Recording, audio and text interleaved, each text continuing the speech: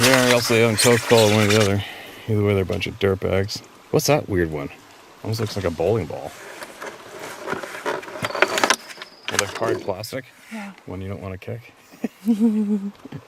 It's Japanese, though. Got all their writing on it. Oh, is it? Yeah. I should look it up.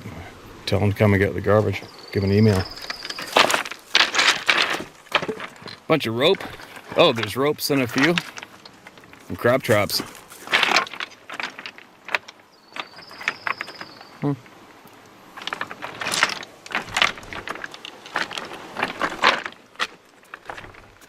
There's like a water bottle every, what, 15 feet, 10 feet? There's a weird one, whatever that was. Look at all the frickin' water bottles. Yeah, the war on straws is really good though. Really successful. Haven't seen one straw yet. Just one bottle. Yeah, things are looking up. Oh, this is a big one. Oh, wow. The writing is on that one. Oh. Made in Japan. Japanese. Looks like they're leading polluters on this beach in Canada so far.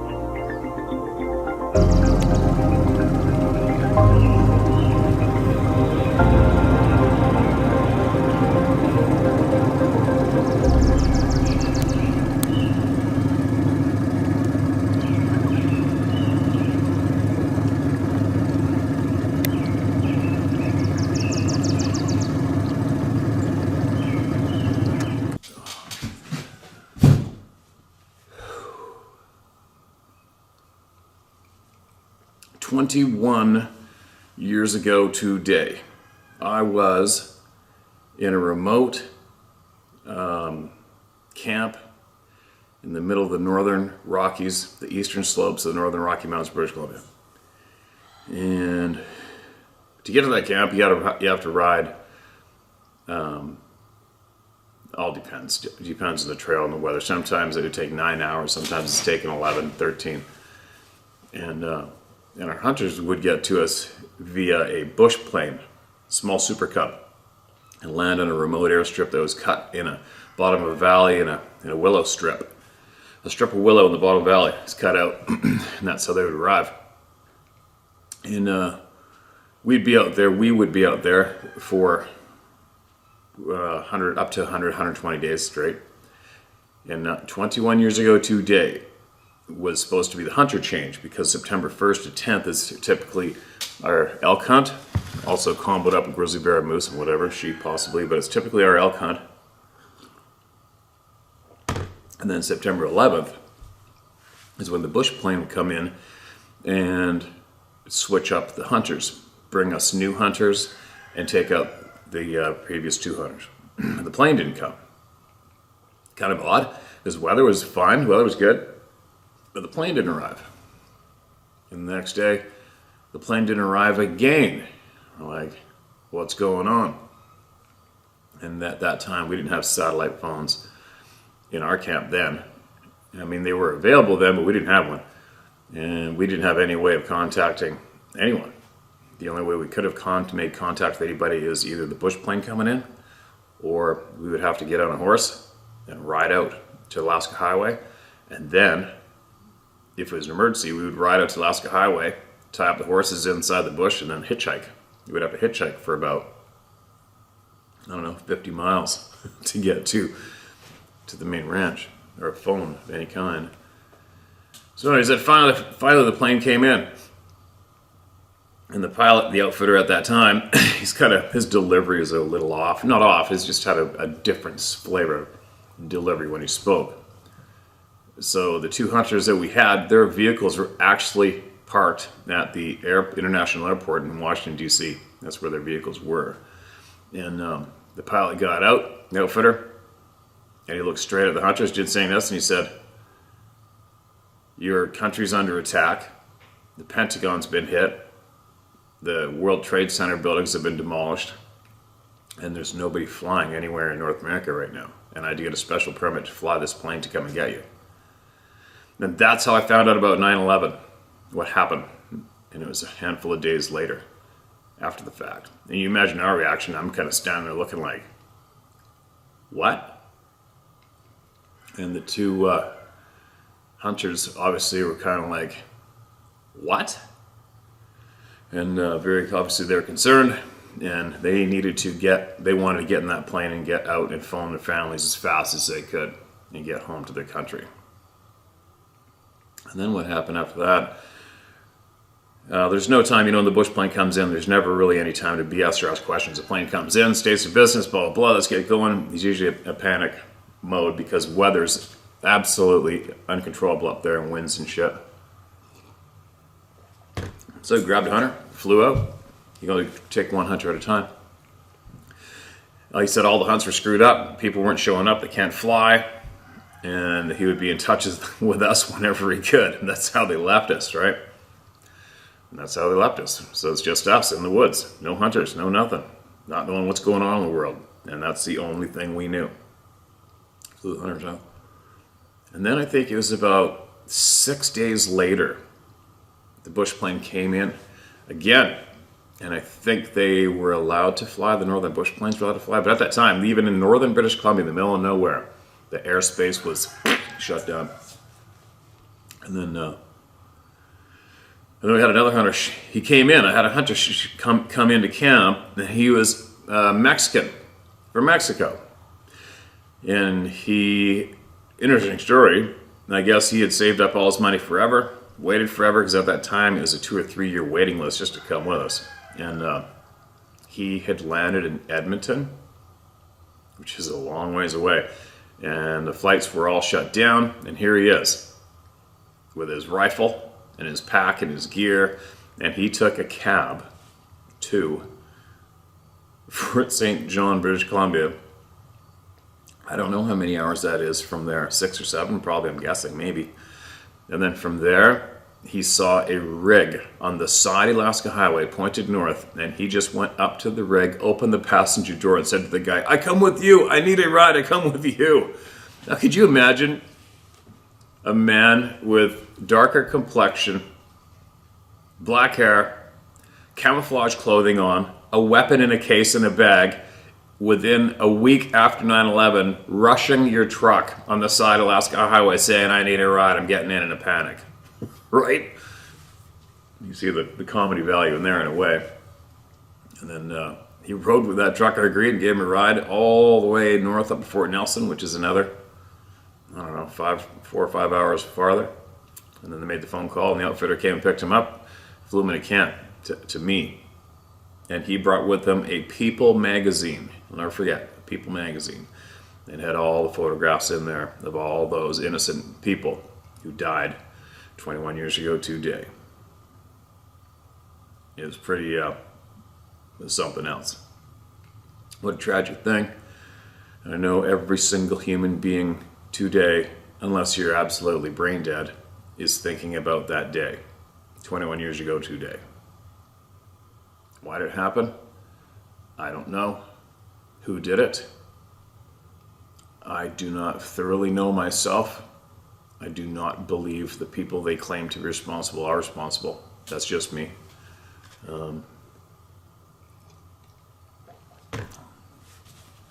I do believe it was a statement being made. I think that was a statement being made, as far as I'm concerned. But anyway, regardless, the amount of loss of life that day was absolutely unbelievable. Tragic, sad, disgusting.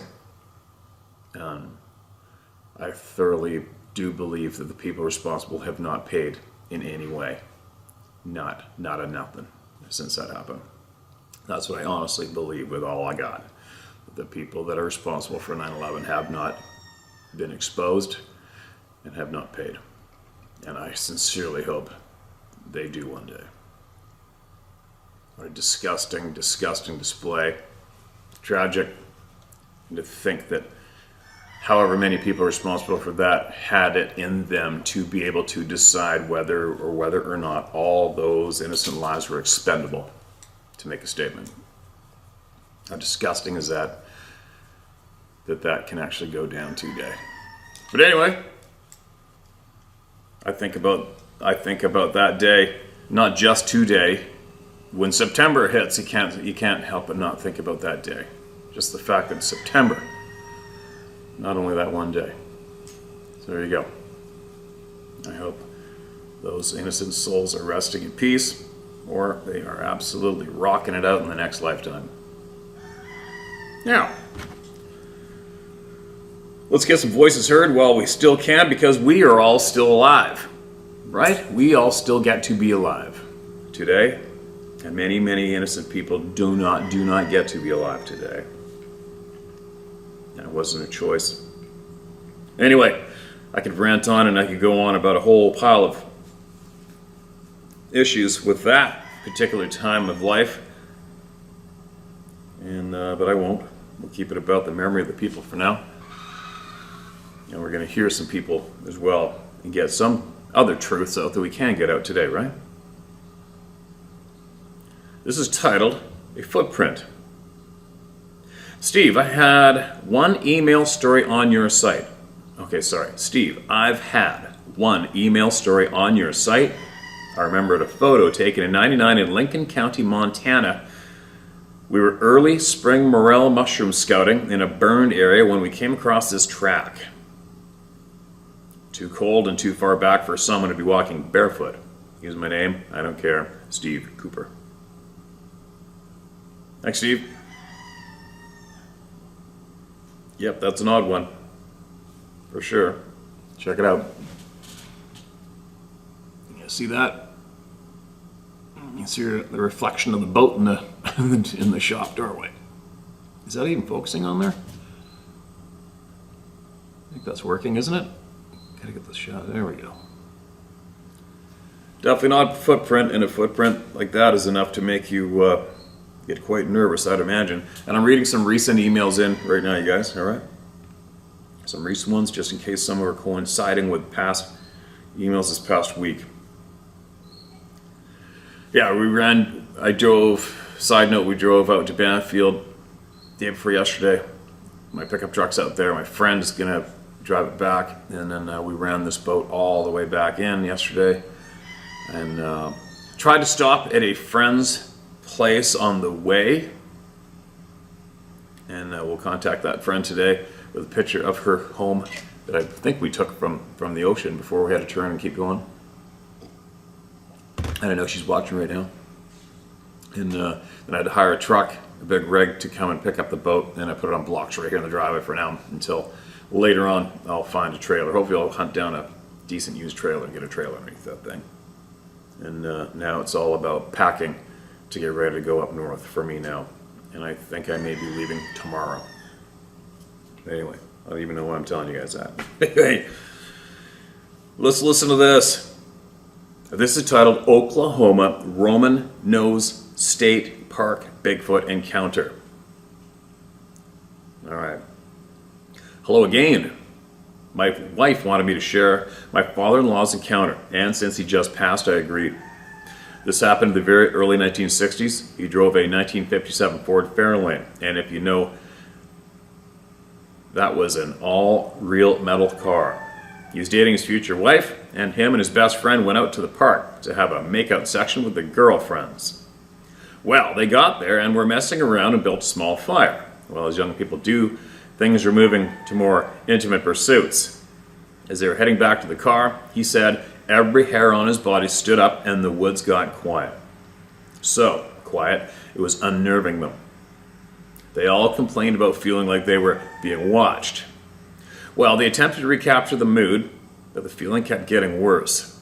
So they decided to leave, and he put the car in gear and began backing up when they hit something huge.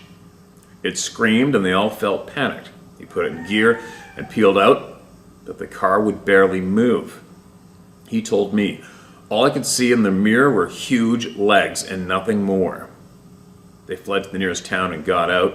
Well, the bumper was dented pretty bad, and there were 10 nail drag markings on the top of the trunk of the car. Some of them so bad it went through the metal at points, ripping it. What? Holy shit. All of them were dented in and the paint ruined. This freaked him out so bad he would never go back to Roman Nose State Park ever again. He hunted and lived in the woods and would never give it up, but he also would not camp out. When the sun went down, he would go home. Sincerely, Oklahoma Dude. There you go. I wonder how many people are familiar with that park on here. Probably somebody. Guaranteed. Right? Guaranteed.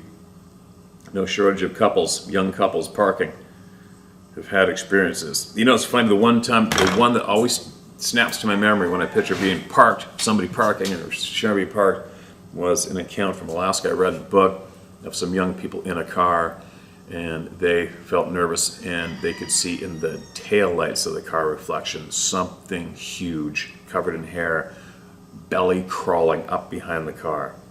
I don't know why that story had an impact on me, probably because it was a long time ago when I read it, and I wasn't so familiar with other people's experiences, and then after having my experience, hearing that one, it made me go, oh God, what the hell was that thing doing? Why was it doing it, right? No thanks. No thanks. As I'm packing to go solo. Today, into the middle of nowhere. Alright, next one's titled CCTV, Leavenworth, Kansas. Again, I'm done effing around. Alright. This looks like it's been sent twice or something. I was the Wounded Twice soldier, CCTV from Fort Leavenworth, Kansas, and I sent you the dead deer 25 feet up a tree picture. Well, where to start? Went back to my deer stand, and it was destroyed. It was made from oil rig pipes. Totally destroyed. That was 4 months ago. I'll move on to my fiance's getting slapped with this shit. She struggled with my encounter for 8 years now. She believes me now. LOL. We went to Wyandotte County Lake, Wyandotte County Lake, a month ago, July 2022, to have some fun, if you know what I mean. Had company at my house. We just pulled into a shelter. There's at least 15 shelters around this small lake, and it's a quarter mile south of the Missouri River, Kansas side. I think I may have drove by there. As we're about to do the deed, she looks over to the shelter and sees what she thinks is a homeless person and says, "Stop, look at that shelter." So I did, and I'm like, what the F, not again. And sure enough, there's the bastard was peeking from behind the stone shelter, swaying back and forth. What the F, sick MFer. So now she believes, finally, some relief for me. August 2nd, 2022, I went fishing at the lake again by myself. I've been there 10 minutes. Caught a slab crappie, almost, it's spelled crappie, is it crappie? Crappie, whatever. Almost 2 pounds, and then I get slammed on the top of my head with a golf ball sized rock. I'm like, what the F? No other people or cars where I parked. There's woods all around this lake. I'm bleeding pretty good from the rock. So I immediately grab all my fishing gear and head to my truck and leave. I'm driving around the lake. Wyandotte County Sheriff's deputies patrol the lake. Finally found one. I stopped and told him what happened. And he's like, it has to be a person effing with me. He's not too happy. So he followed me back to where it happened. We can hear movement in the woods, 40 yards from where I was fishing. He gets out, yells, come on out. No response. So he pulls out his revolver, which I said, not big enough. He heads towards the woods, gets about halfway there, and on cue, here comes that dreadful roar, which took me straight back to Fort Leavenworth. He almost runs backwards. He's walking fast. He looks at me and asks if it roared at me earlier. I said, no, just the rock off my head, which I'm still bleeding. I said, grab your 12 gauge, which he did. As he grabbed it, we could hear the hairy bastard taking off away through the woods north towards the river. My oldest cousin says she is a psychic. Told me at a family reunion why they keep messing with me is due to what I had done in Afghanistan and Iraq. I had dusted a lot of bad guys over there. I was floored how could she know? She said that they consider me a threat. I've told very few in my family what happened overseas, only my fiance and my two oldest kids. They didn't even know my cousin or talk to her. So there is what is happening in my world. Steve, I've had enough. If they showed up at my house, it's on 12 gauge slugs are being slung their way. I'm done with this shit. Stay safe with that, brother. Watch your six, and yes, you still have brass balls. Oh, well, God bless you and yours. Michael, Kansas City. Kansas City, been there too. Okay, Michael, I remember I've had two people send in pictures of the deer being hung up on the tree. Obviously, I remember. I don't remember your account with it, though. I don't think. I remember the guy who was blood trailing a deer and it was up the tree. I think that might have been yours. I wouldn't advise chucking, sling, and let it one of these beings unless it was obviously trying to harm you or your family. I would not go out of my way with the intent in. I would not go into the forest. From what I've learned from all of you today, I would not want to even entertain the thought of me going into the woods with the 100% solid mind frame of I'm going to hunt one of you bastards down and kill you today. Nope, I wouldn't do that myself. And I would not encourage anyone else to do that. That, I believe, if you were lucky enough to have that mind frame and lucky enough to actually go to the same patch of forest or a valley or whatever, where there may be one or more of these beings, I don't think it's going to work out too good for you if they decided that they wanted to call you on it instead of just simply walking the other way. All right, it wouldn't be good. So everybody's going to do what they're going to do. Everybody's on their own path, on their own ride. You're going to do what you're going to do. But if you were to possibly be curious of how I felt about doing something like that, I wouldn't do it, man. I wouldn't do it. Just tell them to leave you alone. I do that all the time. So far, it's somewhat working. Somewhat, right? I haven't had any vicious real aggro. You know what? The only time I had that absolute shit scared out of me was I could hear that log was being blasted into the tree years back when I thought I was going to intentionally look for these beings north of Pemberton, British Columbia, and that log was getting blasted into the cottonwood tree in the bottom of the valley. And I could hear it swishing through the underbrush before the impact, and I had a camera on a tripod and a rifle hidden in the grass, and that was when I was intentionally looking, and I took that as an absolute intimidating F you to me, and I've never intentionally tried to seek out these beings since, although I do share the same ground as them, which I rightfully should and can on the face of this planet, right? And I haven't had any serious problems since. Obviously, you guys have seen shit happen behind me. You guys have seen stuff thrown at me. And yeah, I haven't had anything intentionally intimidating happen to me, I don't think. Intimidating meaning what we've heard. Roars that vibrate your ribs, make you pee your pants, or anything thrown at me like intimidating like a basketball-sized boulder. Never happened.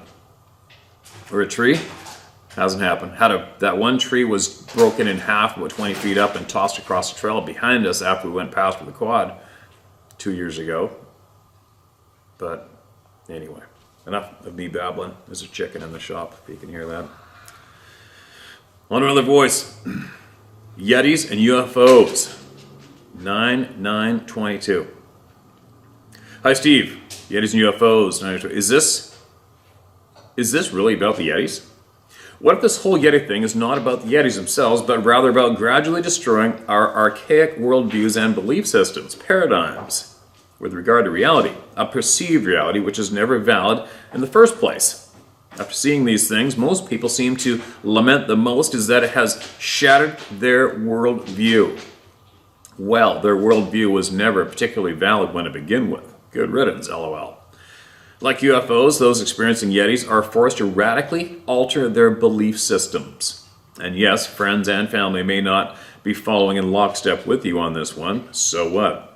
Do we, as individuals, really need to be continually validated by those around us? Do we really need to conform to the bigger group? Think at all times and at each and every turn? Just a thought. Best, John. You never know, John. You never know. Good to see the wheels are turning between the years. Who knows? Who knows? Well, here's another email from the same person. Right off the bat, all right? Well, what else have we got? Why Yetis hate canines. Hi, Steve. Why Yetis hate canines. Yetis are an ancient species, an ancient people. They cover the world in various varieties, subset of their species, so that they may appear substantially different, one from the other, even within a given geographical area. Yetis, or more correctly, the forest people, as they prefer to be called, are a proud and ancient species going as far back, if not further, as man, the human species. Native Americans, as well as other native species, have historically had the closest relationship with these creatures. With regard to wolves, they have had a running feud with wolves and thereby the entire canid species. Neither species cares for the other, and the forest people see them as a threat to their safety and well-being. They feel that they are continually harassed by them. These forest people see a specific section of forest as their home, and when humans enter their home, it angers them. In the forest, then, humans are the intruders. Within that section of forest, which a certain family or clan of forest people has determined to be their home. Like humans, certain of these forest people are prone to violence, and yes, at times they kill humans. These are mainly the smaller, lighter colored one as a rule. Most forest people simply want to rid humans that enter their area, their home. Why do they sometimes harass people? They do it for sport. Mostly, they think it's funny to fire up our emotions, as they see our emotions as an energy which radiates certain colors. Not all creatures think as we think, see as we see, or feel as we do, and they certainly don't follow our social norms or customs, societal norms or customs. Sometimes individuals will make it a point to study us and our habits. They are playful, but more often than not, we agitate them. Oddly, humans share a lot of genetic structure, DNA, with flies, and likewise we share a lot of DNA with them. But we are not from the same family tree. They are not our relatives or ancestors. If you look into it this further, I am certain you will hear of their long-standing feud that they have with wolves. So many, I'm simply helping to confirm this one facet of their behavior. Best, John. Okay, John. I don't know, man. I don't think we've had anyone write in about anything when it comes to wolves and these beings in the same setting. It's not coming to my brain right now. I can't recall ever reading about anything about wolves and Sasquatch. Not yet. And many of you do know, many of you don't, but I have specifically gone after and hunted and trapped wolves. So much so, I think my face has been on the news I don't know how many times here in Canada when I started a shit show nationwide about our wolf problem that was man-made, and it was time to do something about it because I could see the destruction it was causing. That being said, I thought I'd throw that in so that many of you didn't think I was just killing wolves for the fun of it. It's a shitty job, but somebody has to do it at times. I've had my hands on, I've had my hands on probably over 200 dead wolves. And where I trap wolves, where I possibly either caught or shot at least 100 wolves is smack dab in the middle of where I had numerous experiences, and many people have had numerous experiences with these beings. And I can tell you this, not once did anything come at me to scare me while I was doing it, and not once did anything try to mess with or tamper with or destroy any of my trap sets for wolves. I did hear tree knocks while I was trapping wolves, not far from what I showed you guys, the stand on those big cedars. And I had an S-twing hammer, which was a hammer typically used by cedar shingle roofers. Had an axe on one side, a hammer on the other, metal shank, bam, bam, bam, and I was blasting 3-inch fencing staples into the side of huge cedar trees. And it was in -20. Still about an hour left, half an hour left of light, and that sound and that frozen air was just reverberating off the trees, and who knows what it sounded like from above. And that's when the trees started getting beat on above me on this direction and above me on that direction, and my snowmobile was parked there. But it wasn't intimidating. Nothing was being done to be intimidating. I took it as possibly me doing that one up there going, boom, boom, I'm here, where are you? Boom, boom, I'm over here. So that's not you down there? Nope. That's how I possibly took that interaction. But I abruptly just packed up all my shit, threw it in my bag, jacked around in the tube, looked at the ground, and snowshoed on top of 5 foot of snow all the way to my snowmobile, which was dead in the direction of the one above my snowmobile. And then I had to turn my snowmobile around in fresh snow. And you know how, if you're familiar with snowmobiles, that's stressful because lots of times you'll back up and it'll just go, and it'll get stuck. Because there was no previous compacted track there, it's just me. And then you're just stressing that you're going to get stuck. And I didn't look up. I didn't want to look up. I didn't want to see them. I just wanted to get out of there. Then I backed my sled up and pinned it.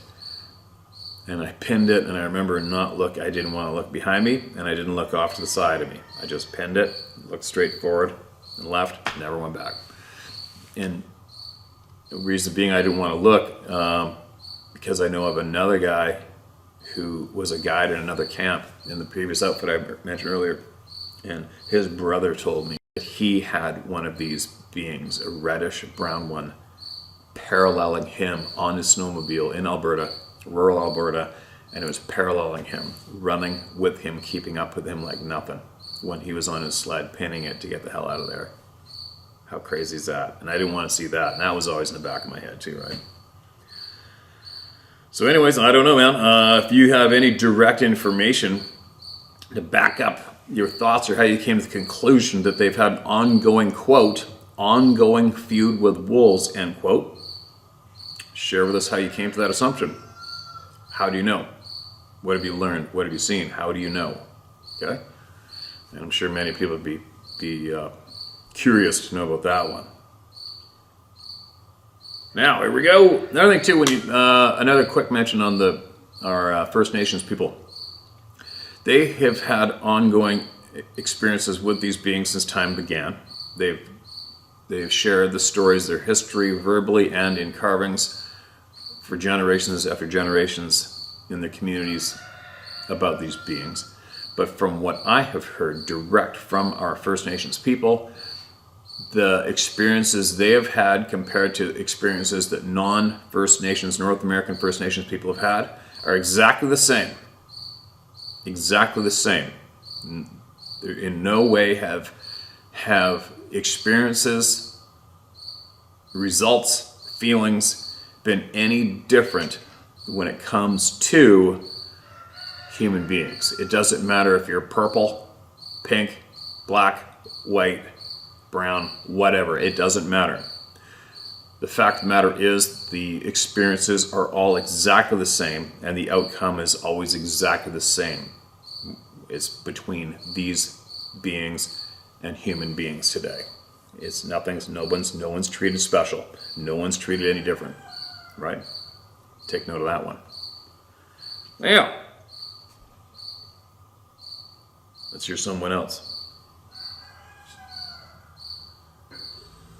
All right, here we go. This looks like a longie. This is a freaking long one. All right, well, tell you what, I'm gonna go for it. I'm gonna read this one, and then I'm gonna get my ass in gear and start getting all my gear together. Hello, Steve. Hello, Steve. Let me know if I should have my daughter text this to you. I haven't heard the story yet. Maybe using Word is not good. Thanks, Dan. All right, so he sent it twice. Looks like it worked. My name is Dan. I have a story for you all about the Sabe. Today's the first day I've looked over your site, and I'm wondering if this is the proper format.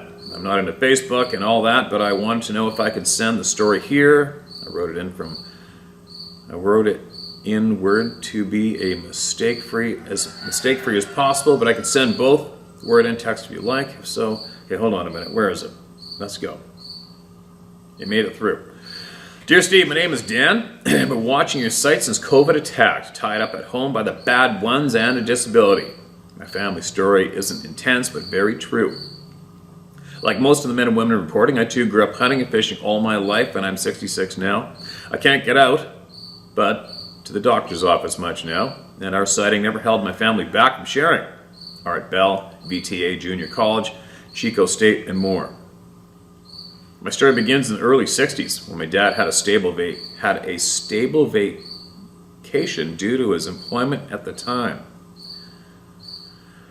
We would travel to Northern California visiting family. We would travel north to Ukiah, then north on the 101 to the 299 loop, east to Willow Creek, on the Trinity.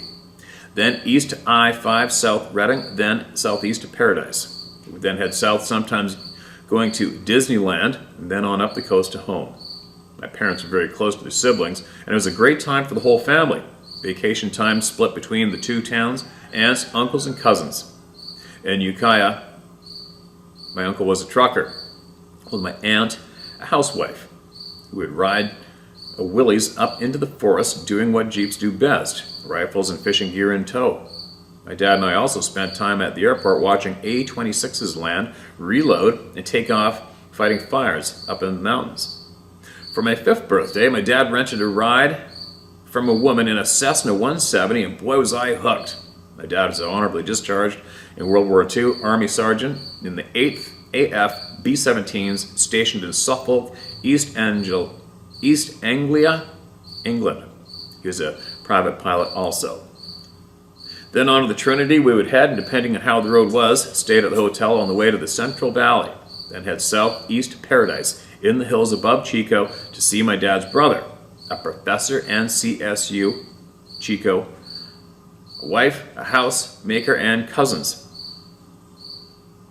Wife, a housemaker, and cousins. We go boating, fishing, and camping on Oroville Lake, spending family time together. Then we usually went south back over the 101 to VTA, my birth home. Love those Channel Islands. Now on to the story with some history behind. I believe it was late June '64. I don't forget much. I've tied the history together with births, deaths, mom's new '62 Pontiac Bonneville, especially family times and such. My sister's '68, live and can collaborate. We left Ukiah. It's either Ukiah or Ukiah. One afternoon and headed north.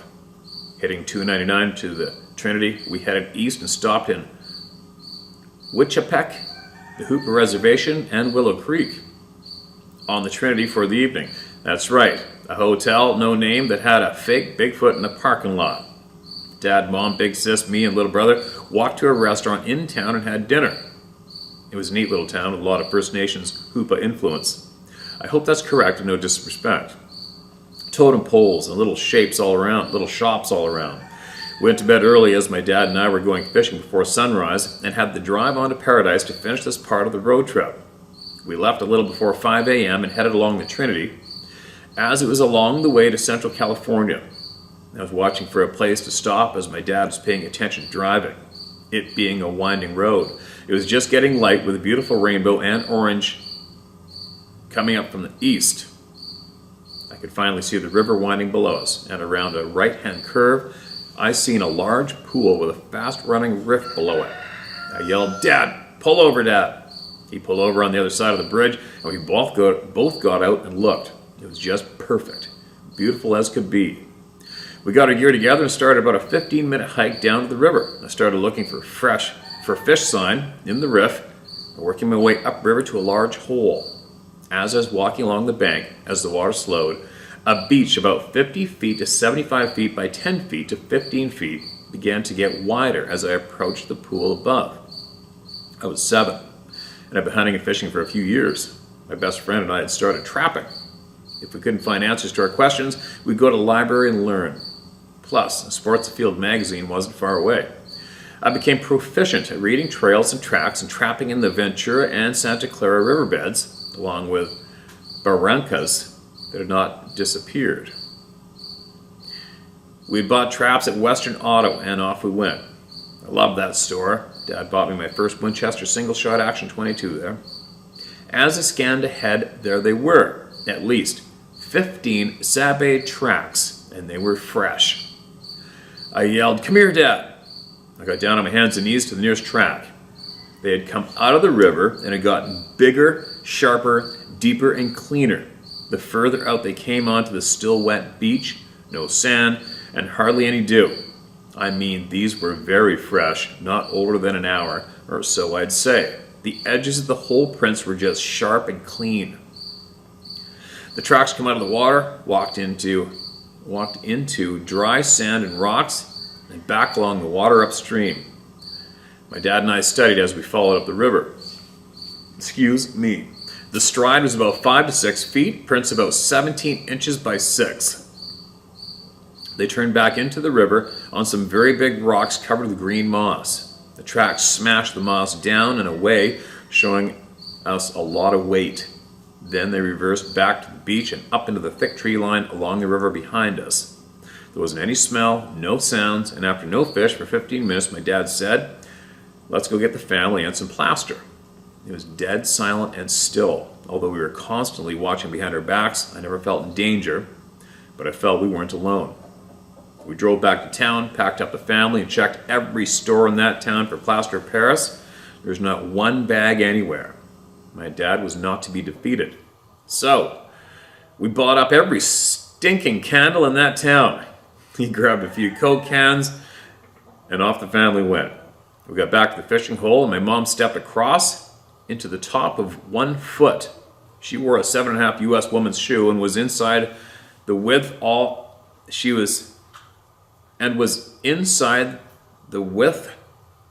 of the ball from one side to another. Inside the width, I'm guessing. We did not have a measuring tape or a camera, but measured as best we could. Some of the tracks had lost their moistness and were filling in with sand. So we built a fire ASAP. We filled the cans, we cut up wax, melting it over a fire, and started copying footprints.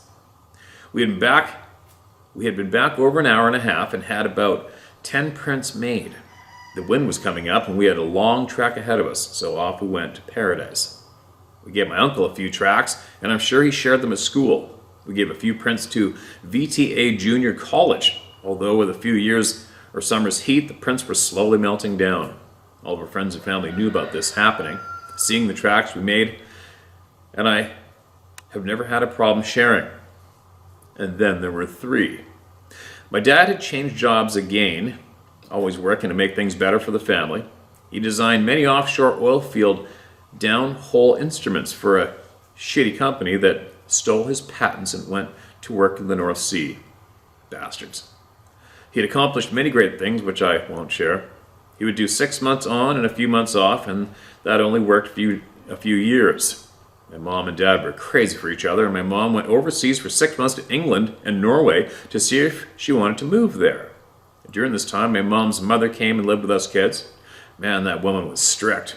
I spent a lot of time with both my grandparents, with both my grandmothers, so the transition wasn't too hard for me.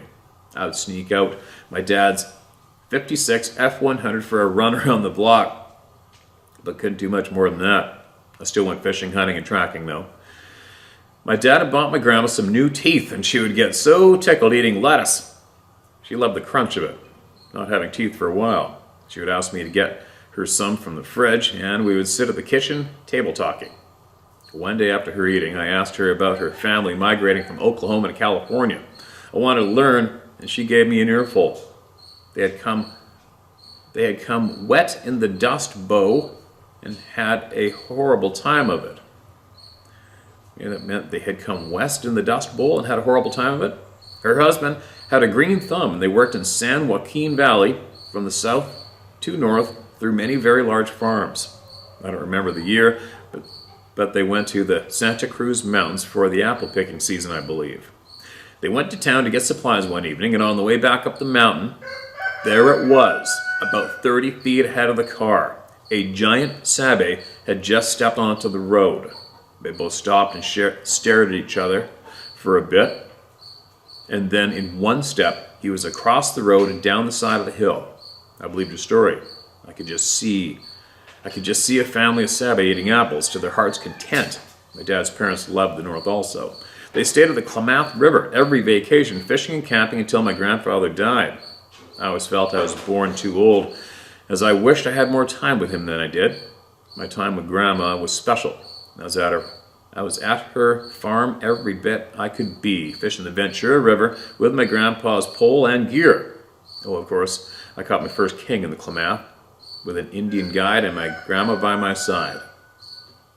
I hope I cleaned up any mistakes. I'll stop now, maybe more later. Be safe and everyone hang tough together. Peace. Steve only for now. Steve only for now. Uh-oh. Okay, I'm guessing this is just for me.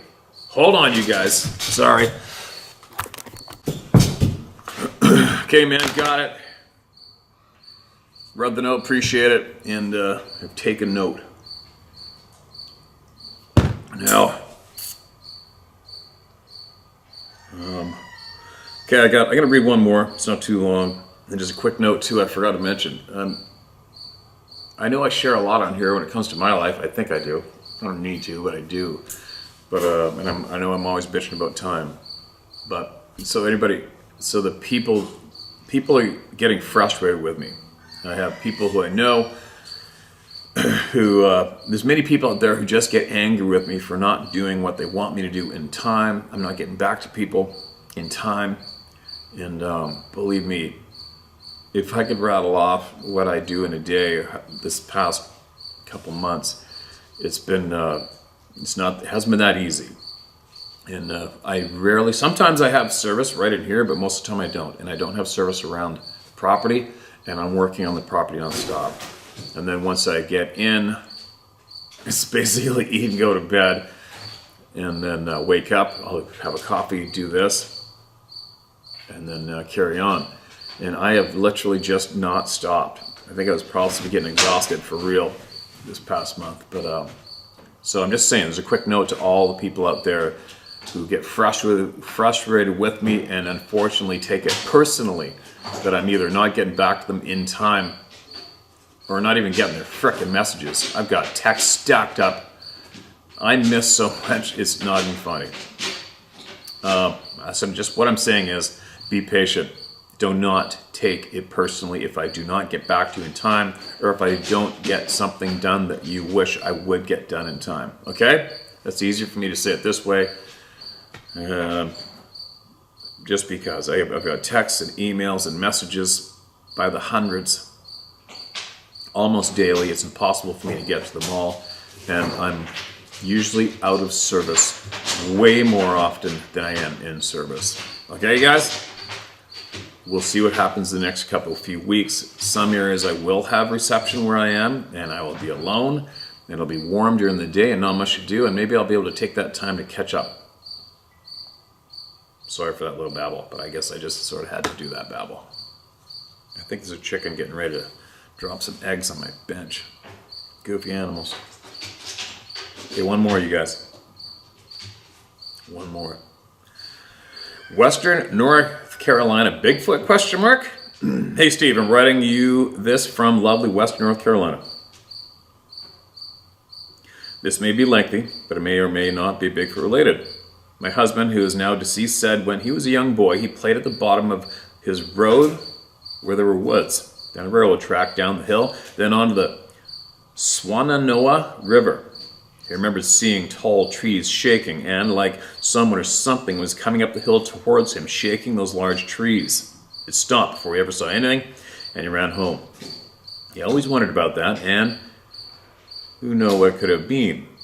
As young adults before we got married, we took off about every weekend to camp at a place called Graveyard Fields, about 40 miles south of Asheville on the Blue Ridge Parkway. It's crawling with people now, so I don't ever go there anymore. But one night, we thought we had a big bear come into camp.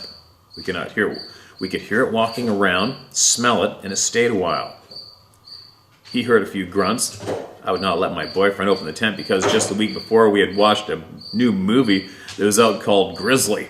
And I was so scared, I just knew some huge black bear was going to come in our tent at any moment. Thinking back now to 45 years ago, maybe it wasn't a bear. A couple years later, we were camped in about the same spot when we were awakened to the sound of a steady stream of water pouring down the top of our tent. A 4 or 5 foot tall tent. It had not rained that day or night, and this wasn't just dew dropping down from a branch or tree. He satisfied me by saying he thought it was a deer peeing on the tent. I've never seen a deer pee, but I don't think that was what it was, do you? Wow. After his daddy passed away, my son said he had told him this story before and thought it was a Bigfoot, and then had just told me a deer, so I wouldn't be terrified. We used to camp up there a lot, and I'm a morning person. I'd always get up early and go about a half a mile to the lower falls. I'd stretch out on the big flat rocks surrounding the pool. I loved the morning sun in my face, warming up the rocks and all. I wasn't even scared, but sometimes I did get kind of the feeling I was being watched. Years later, after having 3 kids, I worked a second job at night, and one evening, one of my sons called and was clearly distressed. It was just dark, and he said there was something big in an old oak tree, and it was moving around and making a lot of noise, but he couldn't tell what it was. He heard a loud crack. I told him to go inside, which he did. The next morning, a limb as big around as a big man's body. Let me read that again. The next morning, a limb as big around as a big man's body was twisted around in that tree. Holy shit. Just a few years ago, another huge limb was twisted off and was down on the ground under this very same tree. One night in the summer, with windows all open, I woke up to a very strange and loud moan/yell. It went on for a few seconds. Then it did it 2 more times.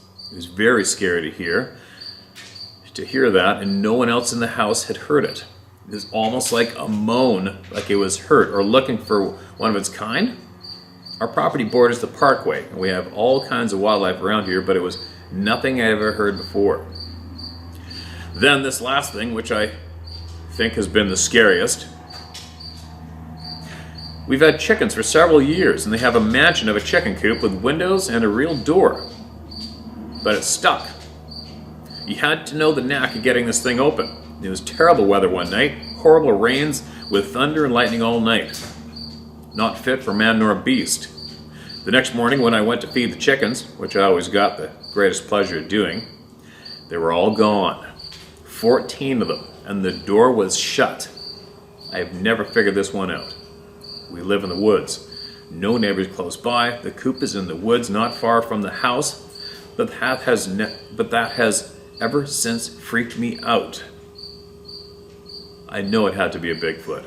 I'm like you, Steve. I don't ever want to see one, but I'm always keeping my eyes out. I'll consider myself real lucky if you get around to reading my accounts. You get so many thousands of them, you say. Well, take care. We've been watching you fish for those tuna. You should come and go off the coast of Cape Hatteras. We brought back 500 pounds of tuna and dolphins one year.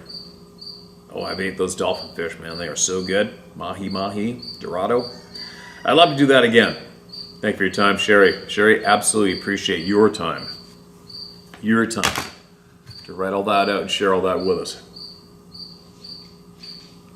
And you know what it was, right? You know what it was. That description of that oak tree limb. Holy shit. I don't know if there's a chance.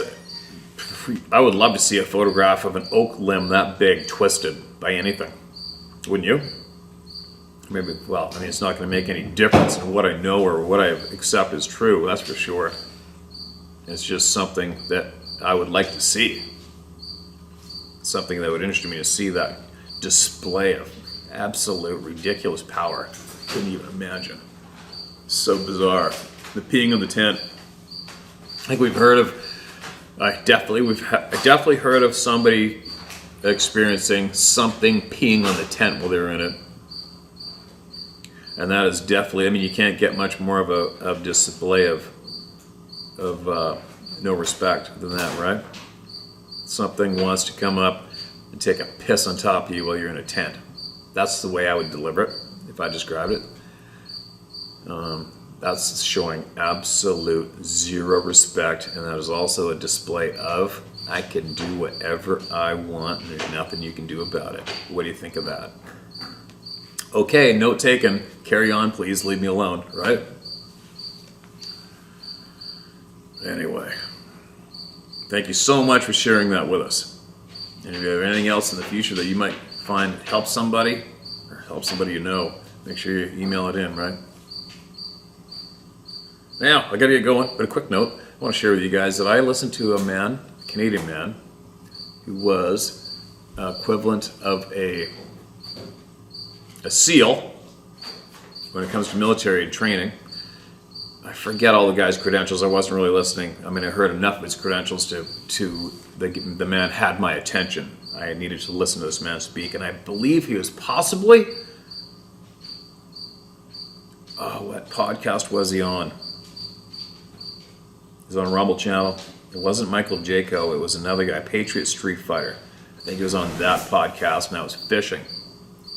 I was in a place by myself fishing, and I had enough service. What I do sometimes is throw my phone somewhere where I can hear it, and I just let it rip.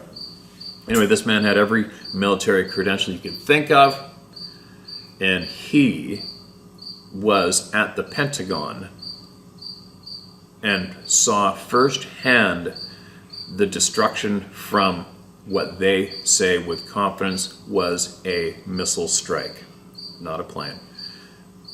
He said flat out, this is an eyewitness, professional military man who has seen and done it all and knows what it looks like from impacts of many different things. And he said with absolute confidence that a plane did not impact the Pentagon during 9/11. It absolutely did not, never did, and never could have. And I believe that man, that first-hand eyewitness. So there you go. I just thought I would drop that in closing because it's a fitting day to drop that and to never forget, and to never forget the people who are responsible for that atrocious act have never paid. They've never been outed publicly, and they've never paid. And that frustrates me. Anyway, may those innocent souls rest in peace.